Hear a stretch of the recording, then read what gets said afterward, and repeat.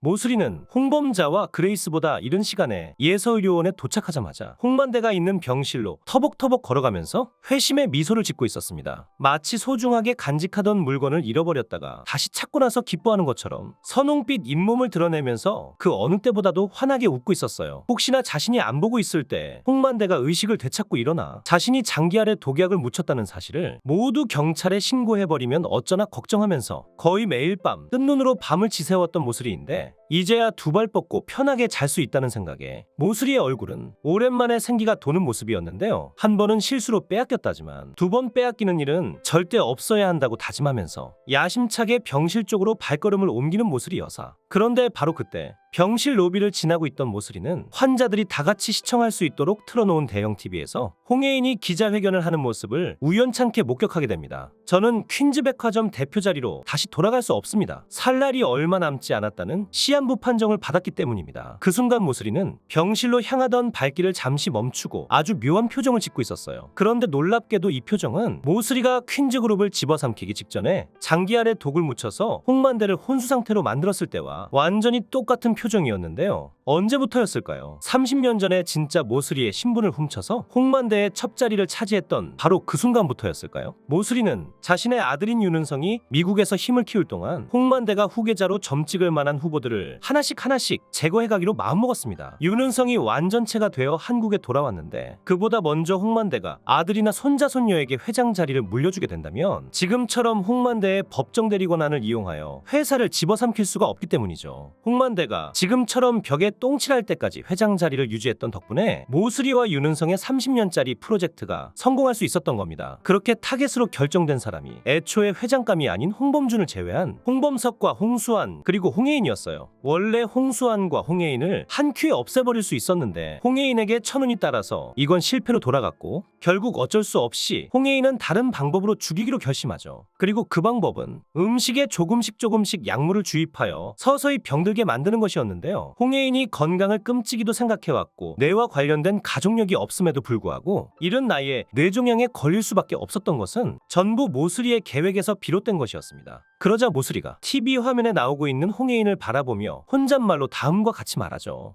효과가 있긴 하네. 그렇게 잠시 멈췄던 발걸음을 계속 이어나가고 어느덧 홍만대의 병실 앞에 도착한 모슬이여사 병실문에 붙어있는 환자 이름 홍만대 세 글자를 확인한 후 병실문을 조심스럽게 열어젖히는 모슬이인데요. 그런데 맙소사 병실 안에는 모슬이의 예상을 뒤엎고 홍만대는커녕 개미 한 마리조차 찾아볼 수가 없었고 아예 텅텅 비어 있었습니다. 이게 어떻게 된 거야? 이 노인네 이거 어디 갔어? 화들짝 놀란 모슬이는 곧바로 병원 데스크로 달려가서 홍만대의 위치를 캐묻는데요. 병원 측에서는 홍만대를 다른 병원으로 옮겨간 사람이 윤은성이라는 말을 전합니다. 1시간 전쯤에 오셔서 환자분을 데려가셨어요. 그러자 엄청나게 분노한 나머지 윤은성에게 전화를 거는 모슬이 여사. 은성이 너 혹시 홍만대 또 다른 병원으로 옮겼니? 그럼 제가 순순히 빼앗기겠어요. 윤은성은 우리가 생각했던 것보다 훨씬 더 치밀한 인간이었어요. 모슬이 입장에서는 홍만대가 깨어나느냐 마냐에 따라 천당이냐 지옥이냐가 왔다 갔다 하는 상황이기 때문에 분명히 엄마인 모슬이가 자신이 부재 중일 때 홍만대를 가로채려 할 것이라고 생각했고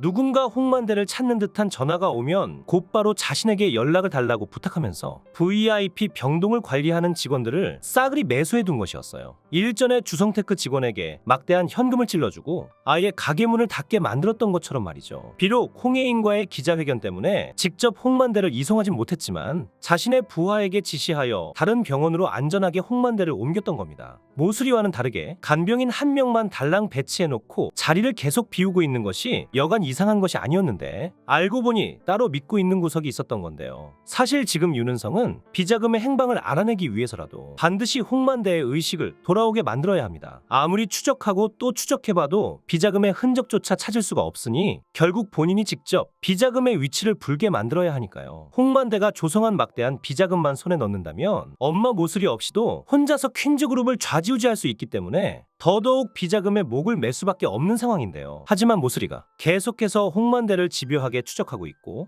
퀸즈그룹 회장 업무를 수행해야 하는 윤은성으로서는 언제까지 홍만대를 꽁꽁 숨겨둘 수가 없는 상황입니다. 이번에는 사전에 병원 직원을 매수하여 적시에 홍만대를 다른 곳으로 이송했지만 다음번에 모슬이가 윤은성보다 더 빨리 움직인다면 홍만대를 지킬 수 없을지도 모르는 일이죠. 결국 윤은성은 엄마인 모슬이를 견제할 수 있는 숨겨왔던 비장의 카드를 꺼내기로 하는데요. 그것은 바로 홍만대의 서재에 설치해두었던 나폴레옹 그림 뒤에 부착된 몰래카메라였어요. 그림 뒤에 카메라를 설치한 사람은 윤은성 본인이기 때문에 지금 모슬이는 카메라의 존재를 전혀 모르고 있습니다. 서재에 카메라가 있다는 걸 알았다면 자신이 장기 아래 독약을 묻혔다는 사실을 본인 입으로 실토할 리가 없었겠죠. 윤은성은 이 부분을 노리고 있었어요. 물론 카메라의 주된 목적은 홍만대의 대화를 감시하여 발빠르게 전략을 수정하는 것이었지만 만일의 경우를 대비하여 엄마인 모슬이를 견제할 수 있는 무기도 될 수가 있었던 겁니다. 퀸즈 그룹을 차지한 이후에는 홍예인을 싫어하는 모슬이와 의견 충돌이 날 것이 불보듯 뻔했으니까요. 그런데 아니나 다를까 윤은성이 생각했던 것처럼 모슬이와 극심한 마찰이 생겨버렸고 하는 수 없이 이 카메라를 꺼내들 수밖에 없었던 것이죠. 결국 윤은성은 안전하게 홍만대를 사수하기 위해 모슬이에게 몰래카메라를 전송하는데요. 당연히 모슬이는 윤은성이 전송한 영상을 보자마자 화들짝 놀란 나머지 핸드폰을 떨어뜨리고 그 자리에 주저앉아 버립니다. 은성이 너 이 영상 뭐야? 지금 엄마 협박하는 거니? 더 이상 홍만대를 찾지 않으시는 게 좋을 겁니다. 어머니가 홍만대를 찾으려고 하는 순간 이 영상도 제 역할을 하게 될 거예요. 그러자 모슬이는 화가 머리끝까지 치민 나머지 핸드폰을 벽으로 던져서 부셔버리고 마는데요. 그런데 바로 그때 텅 비어있는 병실에서 망연자실해하고 있는 모슬이 앞에 홍범자와 그레이스가 뒤늦게 나타나죠. 홍범자는 모슬이의 모습을 보자마자 불이 나게 병실 안으로 들어가서 홍만대부터 찾기 시작합니다. 아무도 없다는 사실을 확인하자 일단 모슬이의 멱살부터 잡고 보는 홍범자. 너 우리 아빠 또 어디로 빼돌렸어? 당장 말하지 못해. 모슬이는 홍만대가 깨어나는 순간 곧바로 경찰에 체포될 가능성이 높았기 때문에 홍범자와 시간 낭비를 할 여유가 없었어요. 따라서 대동한 경호원에게 처리를 부탁하더니 유유히 사라져버리죠. 하지만 사라지는 와중에서도 배신자 그레이스에게 이런 말을 남겼습니다. 그레이스, 감히 내 뒤통수를 치고 저쪽으로 붙었다 이거지? 조만간 각오해야 할 거야. 그러자 순식간에 사색이 돼서는 식은땀을 흘리는 그레이스.